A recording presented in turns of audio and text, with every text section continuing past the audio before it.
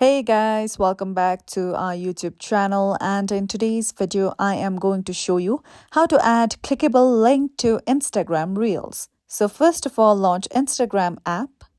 Now tap on the plus button at the bottom, then choose a photo or video from your gallery.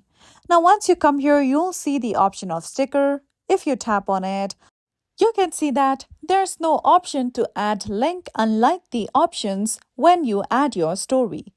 However, you can add text on your reel. So let's try to add the link as a text like this. But the followers of your Instagram won't be able to tap on the link and go to it. So what you can do is you can directly add the link to your reel's caption. You can paste the link and then share it to your Instagram account. And from there, your followers could tap or copy that link and go to the website. So that's it for today's video, and at last, don't forget to subscribe to our channel.